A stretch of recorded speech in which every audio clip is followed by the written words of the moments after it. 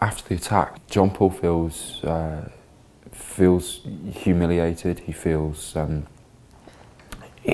incredibly emotional. He feels lost. He feels like he's questioning everything. He's not sure whether he's to blame for the attack.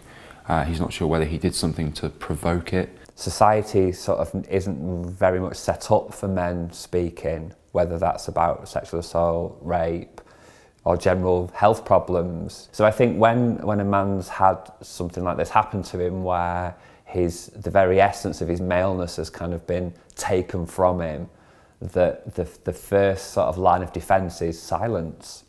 He's at the lowest point. He stops caring about the way that he looks. The trauma that he's been through has caused him to kind of lose sight of all the things that we do on a daily basis to keep ourselves looking and feeling good. And that's something that I've been really keen to kind of get across. I mean, I haven't had my hair cut in 6 weeks, 2 months. I haven't been shaving. I haven't, they've been making sure I've got bags under my eyes and looking tired and quite gaunt, and just trying to make it kind of as truthful as possible, because for John Paul, he's just lost all kind of care for himself. Men as victims of sexual violence, it doesn't matter whether they're gay, straight, bisexual, however they identify. This is about a crime, and I think we have to sometimes remember this. This is about somebody or some people taking the power and control that one has over their own body. Just the two of us now, McQueer.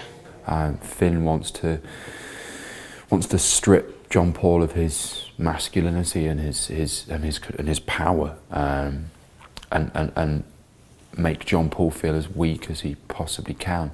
That's why he does what he does. I once heard somebody say sexual abuse and rape attacks the very fabric of masculinity, of maleness, and I think that's massive reason for people not coming forward.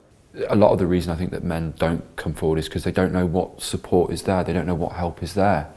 You know, if it were me and I were going through something like that, I wouldn't have known about the work that survivors do. What government are doing by announcing a dedicated fund for male services, for male survivors, it's breaking the silence, and it's making it very clear and giving a very, very clear message that boys and men are victims, and the government is aware of this, is acknowledging this, and is so providing some money for support services. If the work that we've done makes a couple of guys realise that, you know, they need to get some help and they need to get some support, then that's an incredible sort of side product of our work. What Hollyoaks is doing is it's paving the way for people to speak out.